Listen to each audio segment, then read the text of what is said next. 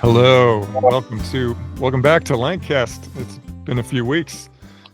Hey, Josh, welcome back to the show. I did the last one without you when I met Sergeant McKnight. But anyway, yeah, it's been a not a good month since then. Breaking news. Yeah, breaking news. Epstein did kill himself, and there is no list. What do you think about that? Oh man. Well, yeah. What do we want to start with, Josh? The Epstein stuff, or I mean, just to build off the last episode, I'm still hopeful about the Defend the Guard bill. It's an important bill happening at the state level, and you met with your state rep.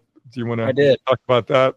And before we go into the national stuff, yeah, I talked to my new state rep because I live in Perry County, and coincidentally, his name is Perry. His name is Perry Strawmaw. I can't say his name very well. He's a good dude. I met with him, talked to him about the Food Freedom Act that's been going around different states, which basically is giving people more flexibility when it comes to producing food to sell without the FDA being like in your business. Yeah. Like it basically just increases the cottage laws. In most states, they have something called cottage laws, which is like you can sell bread, bakery goods, eggs, things like that. But the Food Freedom Act just expands that even further. But I also talked to him about Defend the Guard, which he actually was familiar with, and he had heard of it before. So I talked to him about it. I told him that that there's a Republican senator out of Berks County who was going to be bringing it up. Tracy Pennyquick. Yeah, yep. Pennyquick. Yep. So he definitely said he's gonna reach out to her and work with her. They're both he's in the Freedom Caucus, and in the Senate there isn't a real Freedom Caucus in the Senate, but she would be part of the Freedom Caucus in Pennsylvania. So yeah, we might have a foothold from those guys. Nice. When I was talking to him, I think I told him, I said, the problem with Defend the Guard as it's written is that the party that is out of power would not want to push Defend the Guard because it would basically give more power to our Democrat governor against our Republican president, so it's kind of I think it's going to be hard for us to get it passed in this state because, like, I was bringing up to him about Gavin Newsom and in California, when Trump took the National Guard against Gavin Newsom, to hold down the riots. I told him, as far as I know, that is two separate things. So for the president to take National Guardsmen from a governor to stop a rebellion in the state, that wouldn't have anything to do with the Defend the Guard, which then he felt a little bit better about. Yeah, and Sergeant McKnight actually supported that. He was all in favor of what Trump was doing with the National Guard in LA because that's what keeps in that state. Yep. Well, yeah, and that's what keeps our troops from being deployed for these nonsense wars, where they're keeping tabs domestically and what they're supposed to be doing, whether it's in their own state or somebody else's state you're helping out. I mean, it's at least they're not being deployed for these wars of aggression. Right. And I explained to him as well that, Defend the Guard would actually still allow, our National Guards to go overseas and get paid more. They just can't be on the front lines of a combat zone. Right. They can go for training. Right. Yeah, he can go for training. They go to Lithuania still because they love going to Lithuania. So he was really, happy with the bill. He's heard of it. So I think we might have a foothold there between him and Tom Jones and Pennyquick. I think, they're going to make a push. It might even make it to the floor. It might even make it to the floor in 2027, 2026, 2027. So. All right, that's a slow going process. Why would it take that long? Like, why not this next legislation because it's not up. It's not up for this year's legislative session. When I was talking, oh no, wait. When I was listening to McKnight talk on some other podcast, it wasn't ours. He said that they're going to be hitting Pennsylvania in 26 pretty hard. Yeah, they're going to. I did hear it and say that. Yeah, he's going to lobby in Pennsylvania pretty hard in 26. So yeah, I think that's something for us to look forward to. I think when you have a House of Representatives in Pennsylvania that's split 101 to 100, I mean it's hard. It's hard. I mean, sure. last week the Republicans did a maneuver where they got a petition. They got enough Republicans to sign a petition to force a vote for no boys and girls sports, just to get it to a vote. I mean, of course, the Democrats won the vote, but just to get that bill on the floor, they had to do all kinds of legislative maneuvers just to get the Democrats to vote on something like that. Wow. So yeah, and also interestingly enough, when I was talking to him, we talked about property tax, and I said, "Look, I understand that we cannot end property tax because it would take a massive amount of political power to change our constitution. But why can't we just do a rebate? Why can't we just do a progressive rebate where if you make, I mean, we already have a progressive tax, you know, why not, if your household income is so much, you only have to pay such a percentage of, or you get so much percentage of a rebate on how much you pay in property tax every year, something like that. Because I mean, that's the only way to really go around our constitution is to offer a rebate program. And he said he said if it was up to Western Pennsylvania, red and blue, it would pass. But you have those pesky states east of Central PA, like Berks, Allegheny, Montgomery, all those, where people are paying like $8,000 a year in property tax. Wow. Yeah. I want to segue a little bit because the concept of tax, because you know, there's a lot of stuff in the news about the big beautiful bill, and which is kind of it's even not that well. There's a lot of pushback on it, at least from the local papers and the Democrats, about how this is, you know, cutting. It's still, well, they're right about it. It's still spending a lot of money on things we don't need to be spending. There's a lot of what's the word? A lot of waste. A lot of waste, yeah. But at the same time, like Elon said, there's a lot of waste in there. There's a lot of waste in there, and yet, you know, we had this huge DOGE effort of trying to cut down the government, and that's causing a lot. What's that? That did pass, by the way. The $9 billion. That passed last week. The $9 billion cuts that DOGE recommended has been codified and has been cut. Okay. Yeah. So this is where I'm going with that. Obviously, the downside of that, a lot of people in government losing their jobs, a lot of funding cuts trickle down, and people are concerned about losing Medicare and all that stuff. So I was listening to a podcast recently from Kim Iverson, and I can't remember who the guest was. It was some libertarian, and she asked them, well, instead of doing all that, why doesn't the president just cut taxes to reduce the government spending instead? And it was a great question, and they both agreed, yeah, why doesn't he do that? So I don't know, is that an easy question to answer? Like, is it just too hard to do? Like you said, with the property tax, it's unconstitutional. Well, property tax is state issue. Yeah, I know. So that's different. Two different things. Yeah. Well, which is kind of funny because for some reason Trump has floated the idea of getting rid of property tax, and I'm like, you can't. You're the president of the United States. Right. You can't do that. You literally aren't. You don't have the power to get rid of property taxes in any of the states. Right. So like it's a state issue, and some states have property tax, some states don't have property tax. So I think the craziest thing about the big beautiful bill to me is like the pork you were talking about, but some of the pork is the salt benefits. Do you know what the salt benefits are? No. This was a big fight in the Senate just trying to get it passed. The SALT.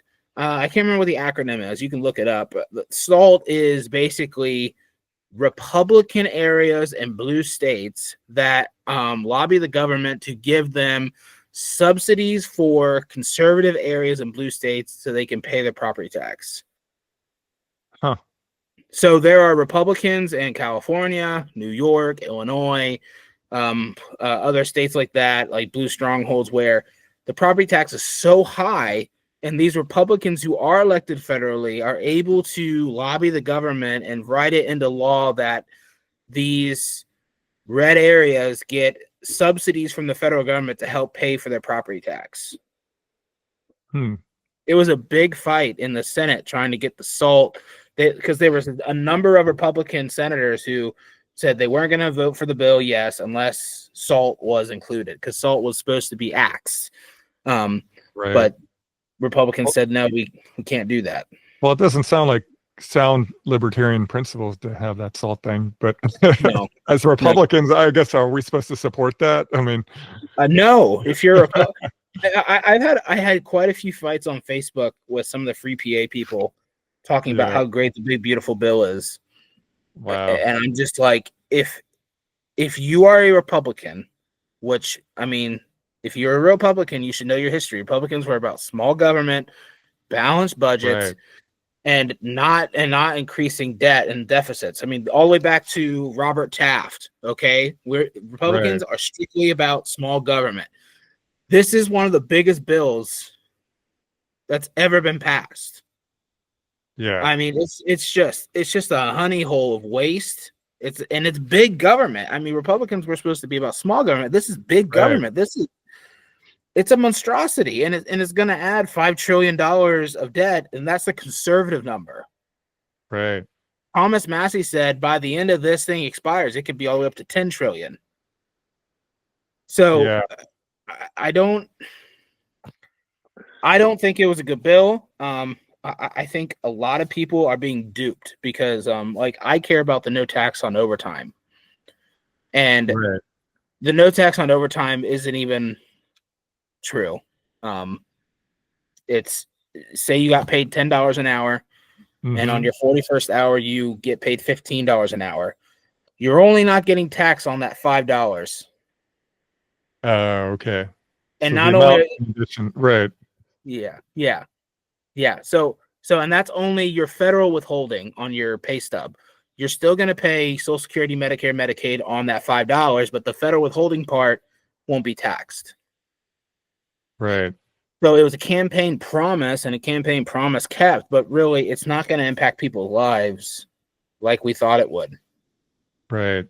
So, I mean, it's the best thing to happen about the big, beautiful bill is that we're keeping the tax code the way it was from 2017. And so what is, how does that compare to the current tax? Or well, okay, so do you remember the big tax cuts that Trump did in 17?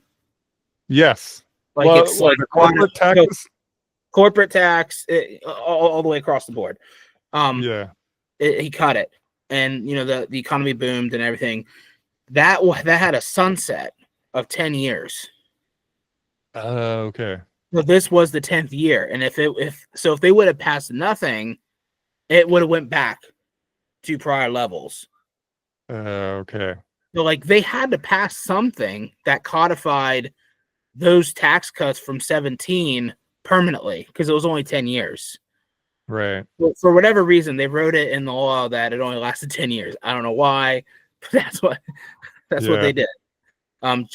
It's a lot like the assault weapons ban from 1994 to 2004 with assault weapons. You know, they had a sunset clause. They never codified it more than 10 years.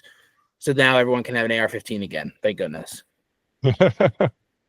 So yeah. Yeah. I mean, there's a lot of stuff to follow in that bill. Like, I mean, it just sounds so hard to get anything done in government. There's so many moving parts, and like there's a lot of resistance, and I don't know if it's just naive to ask the question that Kim Iverson did, like, well, if you're gonna shrink the size of government, like, I mean, government spending, like, isn't some of the money come in from the taxes? Like, so just take in less of that money. Don't print extra money. Of Right. course, I mean that. Well, here's the thing. So the president can't do that constitutionally because he doesn't have the power of the purse. So Right. if the House of Representatives passes a law that we're going to spend $3 billion, okay, here's a good example. Every year they do continuing resolutions, which inside that continuing resolution is $3 billion for Israel every year, right? Now, I'm just using Israel as an example. We don't need to get into Israel.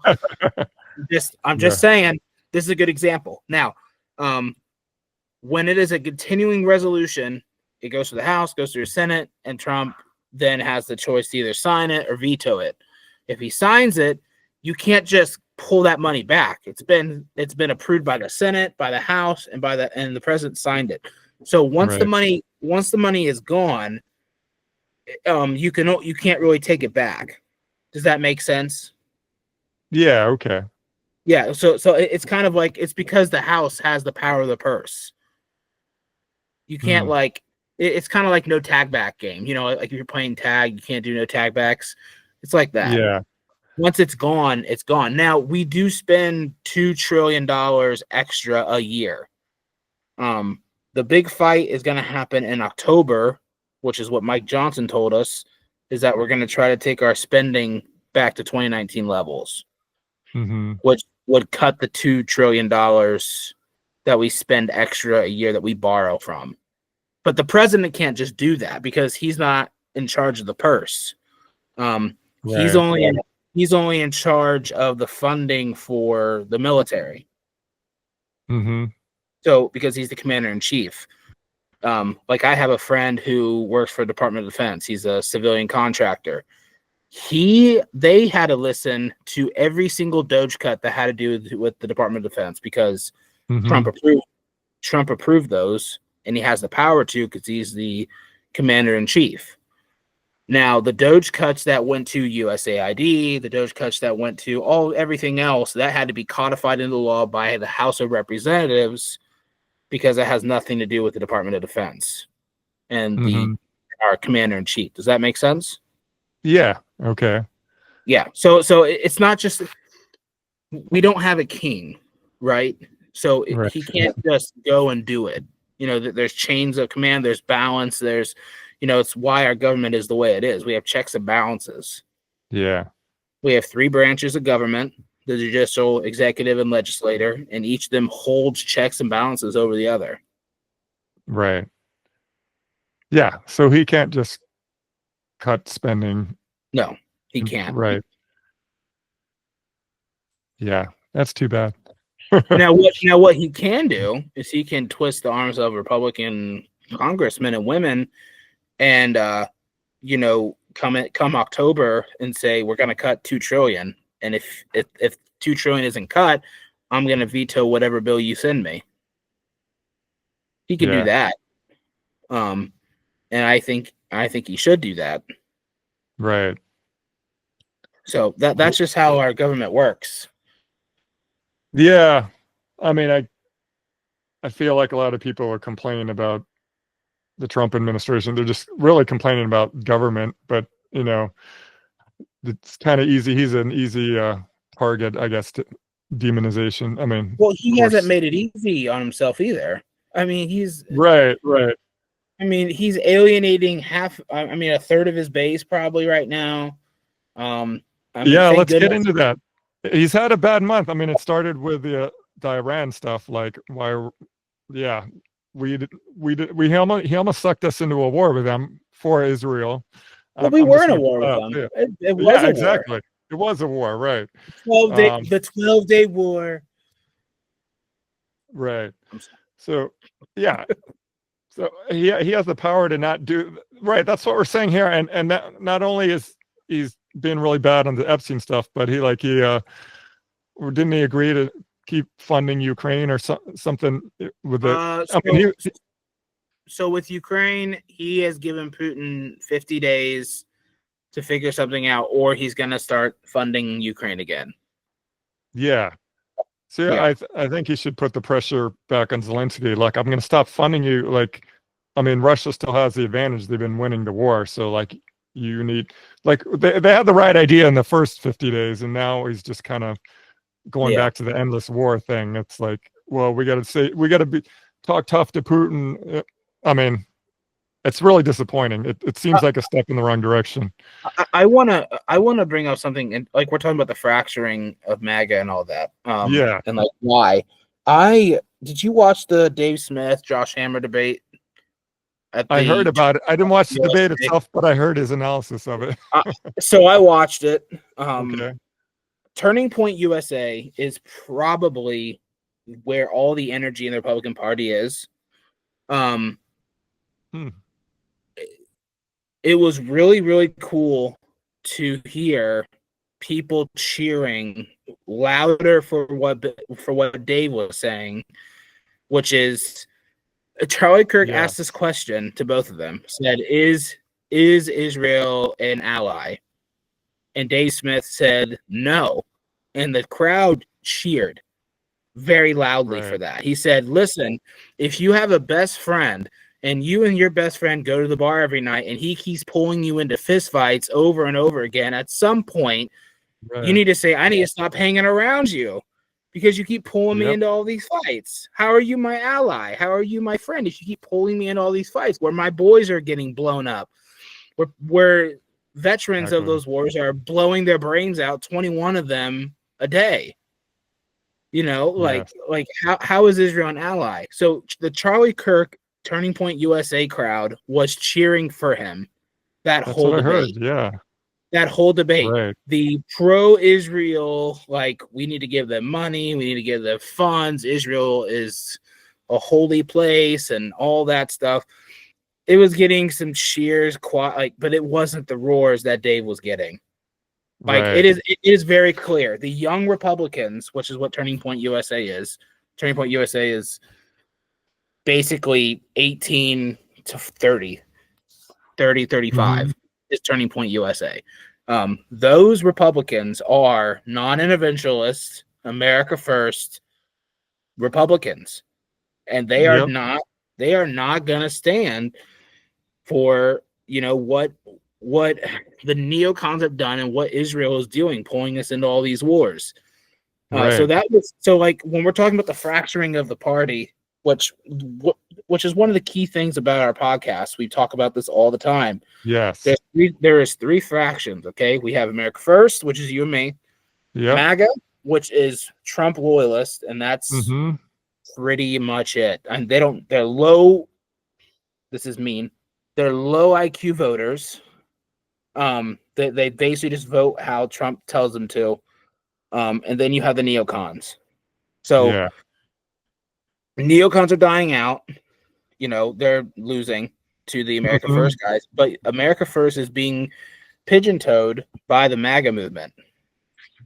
Now, just to be fair, not all of the MAGA movement are low information vote. I think there's a subset of them who are kind of like into the hope porn aspect of it. You know what I mean? Like, I want to believe like there's some kind of a 3D chess or whatever, and you can kind of rationalize things like, we don't know where he's going with this, but he has the right idea. I don't know. Like, I mean, I don't agree with that. Blind faith. It's still blind faith, though. A little bit, sure. It's blind faith, and then they're the same. These MAGA people who don't really know much about politics or our Constitution or how our government works are the same ones that think, oh yeah, Trump should get rid of property tax. You can't. It's like, that's what I'm trying to say. I'm not trying to be mean. I'm not trying to be derogatory. To be fair, I don't know all the logistics of that until you explained it. So I don't know. Maybe I just don't have that faith in Trump that they do. But I don't necessarily understand all the logistics of how government works either. Okay, all right. Well, I'm sorry. That's okay. I'm not trying to offend anyone. It's just when I get into these conversations with the MAGA voters who are just, you know, Trump is doing 3D chess and blah blah blah. I'm just like, guys, he's just an old man. That's he's a reality TV show Right. host. He has an empire. I mean, I don't think he's always playing 3D chess on everything. If he was playing 3D chess, then he wouldn't have said, "I don't know what the F they're doing," when they had a ceasefire in 12 hours and Israel just unloaded bombs after bombs after bombs in Iran. So, like, I don't think that's 3D chess. I just don't think it is. So yeah, this fracturing, I think America First is going to win, and I think it's going to win because of the ages of the Charlie Kirk people, the Dave Smith people, the Tim Pool people. I think that coalition is going to take over the Republican Party. That's awesome to hear, Josh. So now you're giving the hope porn. I hope you're right. It's going to take some time. Yeah. But like you can just tell, like, in that debate, that Turning Point USA debate, that Turning Point is non-interventionalists, America First. And that's exactly what we need. I love it. That's awesome. I'm going to go listen to that debate. But I mean, it sounds like Josh Hammer is just like doesn't know his stuff. He's like a typical neocon where like you just kind of attack the person. It's kind of like really woke. It's like, why am I here with you? Like, yes. He did. He's another one that basically said that I'm disgusted that Dave Smith is on this stage, and he says that, and Charlie Kirk is right there. Like, Charlie Kirk invited Dave, so you're disgusted that Charlie Kirk invited Dave, so you're disgusted that Charlie Kirk. Like, come on.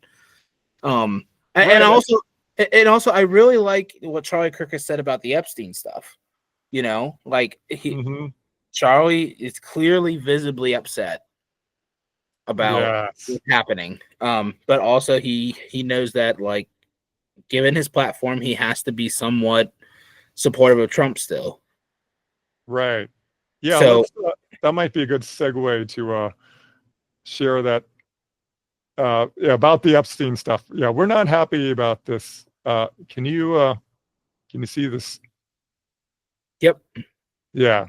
So this is pretty disappointing about Trump. Like, why he's kind of cutting down his past supporters as having fallen for a Democrat conspiracy and so many words. Go ahead and read it. Just go ahead and read it. All right, let's read it. Yeah. The radical left Democrats have hit pay dirt again. Just like with the fake and fully discredited Steele dossier, the lying 51 intelligence agents, the laptop from hell, which the Dems swore had come from Russia. No, it came from Hunter Biden's bathroom. And even the Russia scam itself, a totally fake and made up story used in order to hide crooked Hillary's big loss in the 2016 presidential election. These scams and hoaxes are all the Democrats are good at. Okay, so far so good. It's all they have. They are no good at governing, no good at policy, and no good at picking winning candidates. Okay, I'm with them there. Also, unlike Republicans, they stick together like glue. Their new scam is what we will forever call the Jeffrey Epstein hoax. And my past supporters, capital PAS. Yep. Right. Have bought into this bullshit hook, line, and sinker. They haven't learned their lesson and probably never will, even after being conned by the lunatic left for 8 long years. I've had more success in 6 months than perhaps any president in our country's history. This is more than just bragging. And all these people want to talk about the strong prodding by the fake news. And the success star of Dems is the Jeffrey Epstein hoax. He's just rambling now. Let these weaklings continue forward and do the Democrats' work. Don't even think about talking of our incredible and unprecedented success, because I don't want their support anymore. Wow. He doesn't want your support or my support anymore, Danny. These weaklings, who are the weaklings? It depends on. We are. I guess we're the weaklings. He doesn't want us support him. You know what? I hadn't even gotten to the bottom of this. This is the first time I'm reading this. It made me so mad. It made me so mad. Wow. It disgusted me.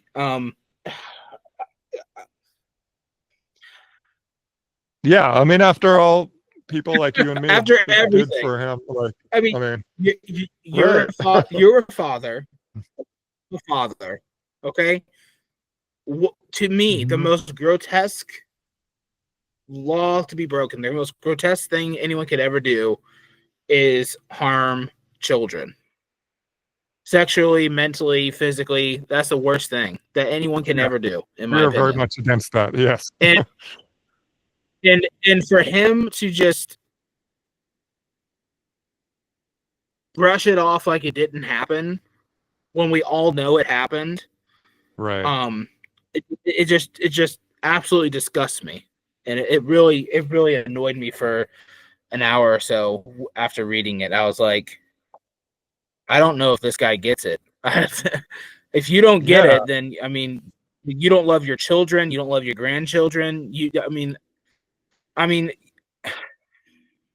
Yeah. What was he thinking? Like, I can't believe I he said that. I don't know. And the Trump loyalists will be like, "Oh, he didn't mean it," or you know, I mean, Right. the press conference that happened when they asked Pam Bondi in front of Trump about the Epstein list. He's like, "Are you kidding me? We're talking about Epstein with Oh all this yeah. success. Oh, and great Yeah. That was tragedy." disgusting too.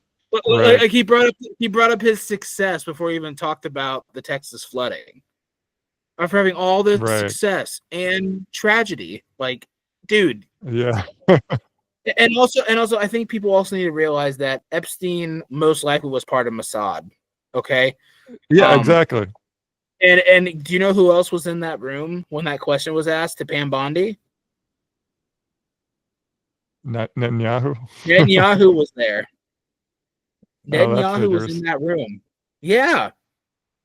Yeah. Well, this is the problem. It's not just Trump. Remember when our whole Congress gave the guy a standing ovation? Yeah. Like, the guy freaking perpetrating a genocide. Like, Yeah. Well, it's and really sad. Yeah. did you know Epstein was given a a an amazing funeral service in Israel? Did you know all this? No, I didn't So know that. he was buried. He was buried in Israel, and he was buried on the Mountain of Olives, facing the West Wall. Huh. So, as far as I've researched, as far as I've seen, the only like when you are buried on the Mountain of Olives and you're facing the West Wall, you are basically a hero to the state of Israel. Only the most important of the most important people are given the respect of being buried there. And he Hmm. had two prime ministers at his funeral in Israel, and he Wow. had Mossad agent, the head of Mossad was there for his funeral. So I think it's fairly clear that Epstein was part of Mossad. And Yeah. and I think I it's not a coincidence to me that Trump blew up the way he did to that reporter when asked about the Epstein list when Netanyahu was right there. Netanyahu Right. was in that meeting. And look, I understand that the CIA and Mossad work together. I understand that we share information with each other, we spy on each other, we blackmail each other's politicians. Probably one blackmails the other one more than the other does. But Yeah. like like most of us know that. Why can't he just be like, yeah, Epstein was part of Mossad? We can't Right. release the list. We can't release the list. We can't really release to you what happened because honestly, if you knew what was going on, if you knew what our government was allowing Epstein to do in the name of blackmailing politicians and rich people, you would want to overthrow this country. So in the name of national security, we can't tell you. Like, why can't you just do You that? know, because that's too much truth. He'd probably get assassinated for admitting all that. I think it's fairly obvious. That's why he can't say anything. I mean, Right. if listeners, if you guys like Tucker Carlson, I think no, yesterday he had Darryl Cooper on. And Oh Darryl yeah, I need to Cooper, watch that one. Yeah. don't watch it if you don't watch it if you can't handle The truth. disturbing disturbing things that the rich and elite do behind closed doors in Washington, D.C. Yeah. It's horrible. I'm not going to get into it in this episode because honestly, it's not really our wheelhouse. It's not our wheelhouse. But the Tucker Carlson and Darryl Cooper interview, it's bad. It's terrible. Yeah. Well, where do we go from here? I mean, do we want to talk about some positive things? But yeah, I mean, I don't know where to go with this. Like, yeah, like we're disappointed in Trump, but the positive, you did say MAGA is going to win that the MAGA contingent. Not MAGA, but the America First, the Turning Point MAHA. USA crowd. MAHA, yes. Sorry. We're gonna win out in at least the Republican Party. But yeah, absolutely, go ahead. Absolutely. Yeah. But MAHA, Make America Healthy Again, has been doing amazing compared to what the Trump administration is doing, which I guess it's in the Trump administration. But yeah, there's been 30% decrease in dies. According to RFK, there's going to be almost all artificial dyes are going to be gone by 2028. And on all of our foods, nice. Which is just fantastic. Yes. He has kicked everyone off of the vaccine safety panel and has replaced it with new people, which I think is long overdue, very, very long overdue. I know for a fact that the COVID shot is now off of the vaccine schedule for babies, which the idea that the COVID vaccine was ever on the vaccine schedule for babies is beyond crazy. Absolutely crazy.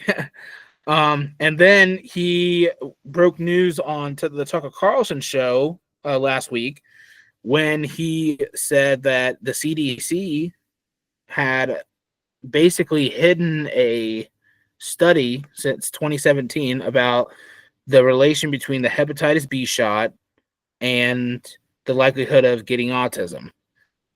Now, the number is astounding. It's basically 1,100% increase in your chances of your child getting autism if they've received a hepatitis B shot within the first 12 hours of birth. I've had 4 kids. It's really hard. Isn't the hepatitis B? Isn't that like only transferred through sex? Yeah, that it's insane that you would need this to is give the that. Thing. So my son's 8. Okay, my oldest son's 8. I remember being in the hospital, and it's really hard thinking about it now. And they said they were going to do a hepatitis B shot at like the 12th hour of birth. And I, looked at my wife, and I was like, "Isn't that an STD? Like, why would? Oh, like they already tested her for Hep B. Well, like because our child was induced, so they but when a mother goes for delivery, they see if the mother has any STDs and all that stuff for safety and all that, because there's gonna be blood and bodily fluids and all that. Sure. Yeah. So she obviously didn't have hepatitis B. And none of the nurses none of the nurses have hepatitis B either. But so like when I mentioned, I said, why does my son need, a STD shot, and he's only been alive for 12 hours? And he said, "Oh, it's completely safe. There's nothing to worry about. It's policy. It's protect the baby, and it's to protect us. It's completely safe, harmless." Huh. Yeah, no risk whatsoever. No risk whatsoever. So we did it, and every time, all 4 of my kids, I always thought it was really, really strange. I assumed there was money involved. I assumed that it was, something that they could do to make a quick buck off of my kid. But I assumed that all vaccines were safe because, my gosh, if you didn't, you dared question it, you're an anti-vaxxer, crazy. So again, my son is 8. So 8 years ago, COVID hadn't happened yet. Or 7. I'm sorry, my son's 7. COVID hadn't happened yet then. So I was just Right. like, you know, Yeah, you we're in weren't. You the hadn't. we're in women's and babies of Lancaster County. We're in women's and babies at Uh-huh. LGH, Lancaster General Hospital, women's and babies.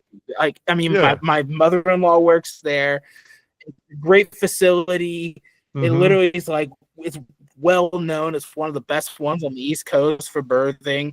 So like, I was just like, okay, who am I? You know, I Mm-hmm. work in the farm industry. Who am I to say it's not what they say it is? You know, so it's so Mm-hmm.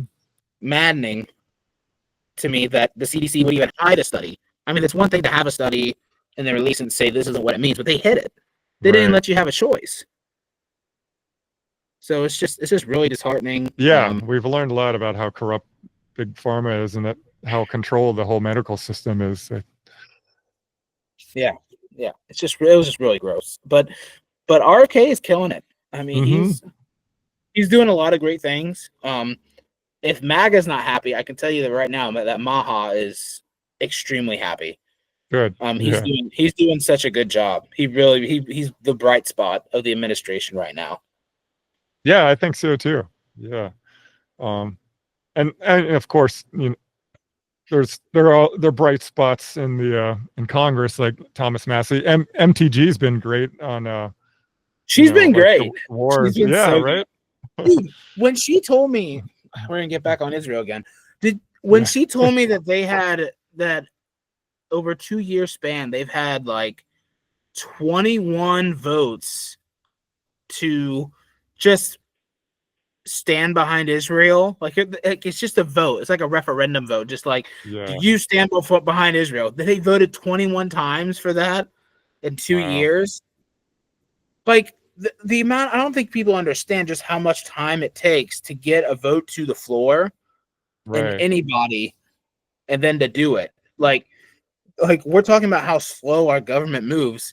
It has to pass through a committee, it has to go through a committee, a subcommittee, and then another committee that has to go through the rules committee.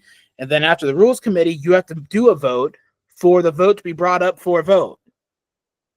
Well, you know, some of those congressmen, like Ted Cruz, admittedly got into it to support Israel. Didn't he Yeah, essentially say that's that what on Tucker Carlson? he said And that, and Tucker he got called him. That roasted. was a great segment. He called him out and like, where in the That Bible does it say you have to support Israel in 2025? Like, it's that was nuts. great. Yeah. That was great. And again, I would say I like Ted Cruz over, say, Lindsey Graham. You know, Yeah. I think. One, Beto O'Rourke, the guy he beat. Oh well, I'm just talking Yeah. about Republican to Among Republican. Republicans. Sure. Yeah. He's not as bad as Lindsey Graham. Right. Yeah, he's not as bad as Lindsey Graham is. Yeah. So it's to have 21 votes on something like that doesn't impact a single American. Just Yeah. just shows you like where the priority is for Congress. Right. You know, it really does. Yeah. I don't know where the administration is going to go from here. I hope it's up. I hope it's up. I hope so too. Also, I don't know how much time you have. I kind of want to talk about this governor race here in PA. I just remembered I wanted to talk about it. Sure. Why don't we wrap up with that? Yeah. Yeah. So after talking to my state rep, I'm not gonna like disclose too much, but it sounds like that Stacy, our treasurer, is gonna probably throw her hat. I don't like her. She's hold on. Okay, Let me talk. Let me talk. All right. Sorry. Well, I asked why we were doing bonds for like buying Israeli bonds. And he said, talked to her. Oh, you talked to I him talked to about him. I asked him about it. Because she was buying Israeli bonds. And he said, from what I can garner, that was kind of a ploy to show that the state isn't anti-Semitic in the middle of an anti-Semitic rise. And I said, isn't our governor Jewish? I was like, is it? Good answer. I was like, it doesn't really. I mean, isn't it obvious that Pennsylvanians don't have an issue with Jews if we elected a Jewish Right. governor.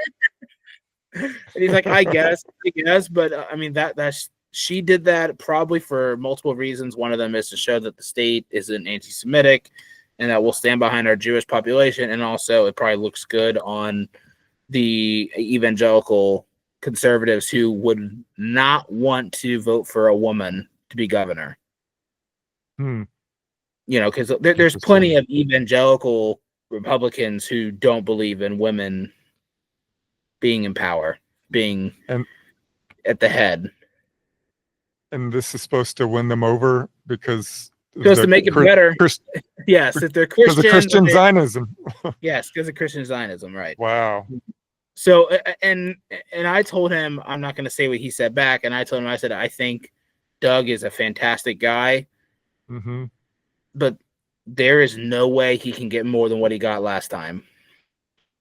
Well, no, I agree with you too, because right, he won't have the momentum of the COVID. Part of his momentum was because of the COVID policies were so horrible. Right. He doesn't have that momentum this time. Because he did a great job with the medical freedom movement in PA. I mean, I went to his rallies, but I don't know what he would run on this time that could top that, unless there's another pandemic. Yeah, it looks like he might be trying to run on property tax. Okay. Which is a popular issue to run on. I think anyone can run if you run on trying to get rid of property tax. Yeah, so that's the very thing you said. It would be unconstitutional to get rid of. For Trump. Yeah, for Trump to get rid of. Okay. It's unconstitutional for Trump to get rid of. It also would be unconstitutional for the governor to just get rid of. It would have to be a Pennsylvania constitutional amendment, which would take which would take 2/3 of the House, 60 votes or 2/3 of the Senate, and then a governor's signature to change the Constitution. So it doesn't seem like realistic for a gubernatorial candidate to run on that. I mean, he can if he wants. I think it's more of educating people on the property taxes, and then I think he's going to try a rebate. Like I said. Okay. I think he said for the immediate term it would be running on creating a rebate for the most qualified people. Right. Which sounds like a progressive tax. Like if your household income is $200,000, you don't have to pay property tax or lower. But if your household income is more than $200,000, something like that, a progressive style tax, if that makes sense. So is a rebate the same as a tax credit, or it's? Well, yes. It's basically the same as. So I use the word rebate because that's what it is, because you're still paying for it. It's like when you buy a new truck and they say buy a brand new truck and you'll receive $10,000 of a rebate. That's basically what it is. You pay the $10,000, they give you $10,000 back in the mail. It's a rebate. Okay. Which is, so you would still pay your property taxes, Danny, like on your house. You'd still pay your property tax. Sure. But then at the end of the year, when you're filing for your state income tax, for your state tax, you will mark that you paid your property tax, and then they'll see if your household income is too high or too low, and you'll get the money back you make under their threshold. Yeah. I think it's a good marketing ploy. I mean, because I think people like getting rebates and more than they dislike having the money taken out in the first place. You know what I mean? I don't know. Well, that's how our taxes works. We pay in. That's how it works, right? We pay in every paycheck, and then we get money back at the end of the year that they owed us back, because they actually overtaxed us during. Well, it depends on how you set up your W-2. Like most people are okay getting overly taxed every paycheck, so you get a lump sum at the end of the year. Some people, like me, I actually make it to where they take as little out as possible, so it stays with me, and I don't have to depend on the government trying to give it back to me. So that's how I do it. Sure.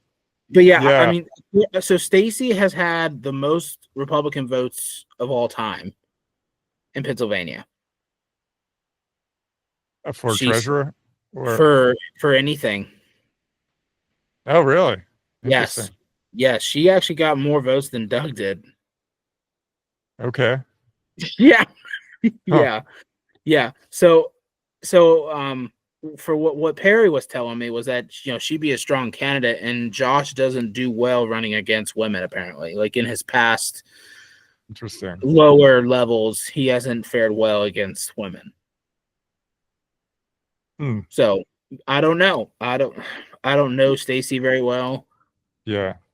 I don't know her politics. Well, I mean, Stacy is a veteran, which would also help her. But in some of the, she's come to some of the dinners I've been to, and her rhetoric is concerning. She seems like a neocon to me. Just the way she talks about her past service and some of the wars we've been in. That's all I'm going to say about that. I could be wrong, but Is she another Nikki Haley? Is she Pennsylvania's Nikki Haley? That's I mean, that's kind of the impression. The little amount I've been exposed to her, that's kind of the impression I have, but I could be wrong. I have an open mind. Why is conservative women that run for office so war happy? I don't know. That's a really I don't understand that. Like, why do they? I don't understand that. Why can't they be more like Tulsi Gabbard? I don't. Right. Oh Yeah, my gosh! know. Did you? I just forgot to mention that. Did you see the Russia stuff? The Russia hoax with Obama? What? Something new about?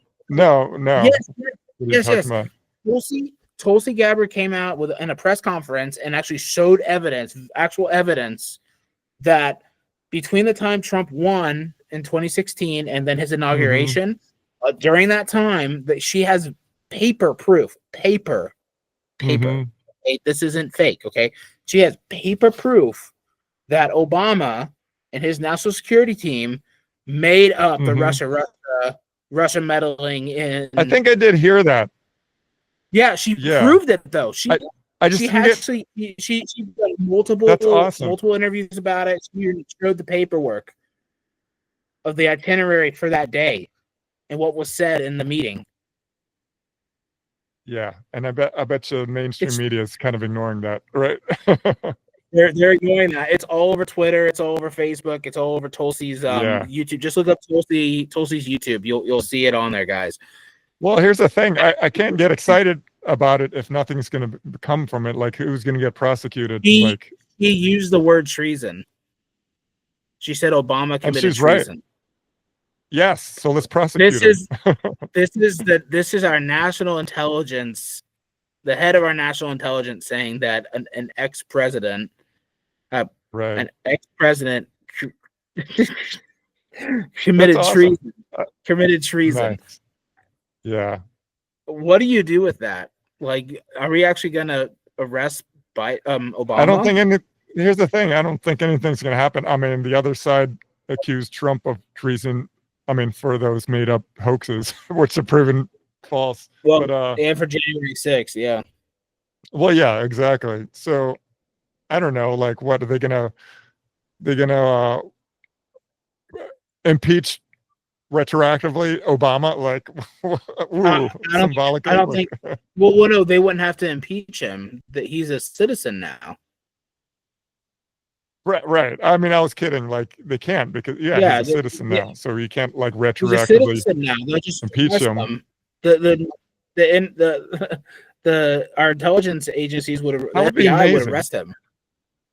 Could you imagine Cash Patel arresting Obama? Could you imagine Dan Bongino, so awesome. the bodyguard of Obama, arresting Obama? Because so Dan awesome. Bongino was a Secret Service agent protecting the president when Obama was in office. Right. I didn't realize it was during Obama's presidency. Yeah, it was during it was Bush and Obama. Yeah, that'd be wild. That'd be so funny. That would be wild. Mr. President, I gotta arrest you now. Oh, come on, Dan. Come on, Dan. Don't do this to me, Dan. That's a good imitation. I'm good at those imitations. I mean, I can hit RFK and Obama pretty good. Yeah, it should be like that guy in the Jimmy Dore show that does those phone calls. Or Adam Ray. We got to have our own shtick. What's that? Or Adam Ray on Kill Tony. Oh yeah. You don't know who Adam Ray is, probably. I'm not part of that world, Josh, but yeah, you've told me about it before. You're a good Catholic. You're a good Catholic. I try to be. Anyway, did you want to see anything else about the governor race before we wrap up? Just it's got to be someone that can win. Yeah. Well, let's see. Maybe next time we'll talk about I don't know, the school board races, but I'm really not that motivated right now. I shouldn't say that out loud. I'm going to get in trouble as a committee person. Are you still a committee person? Hey, I'm going to serve out my term for the rest of the year. What a warrior! Yeah, it's what I was elected to do. Yeah. But, yeah. All right. Well, cool. Well, this has been fun. We covered some good stuff. Hope you guys listening enjoyed it too, and we're stimulated mentally. Well, yeah. We'll talk again soon. See you guys. That sounded weird, didn't it? It's a little weird. I'm not on my game tonight. We want to stimulate your brains, guys. That's right. All right, it's all fun. If you would like to be a guest on Lancast or contact us for any reason, send an email to lancastAmericaFirst@gmail.com. That's Lancast with 2 C's, AmericaFirst@gmail.com. Thank you.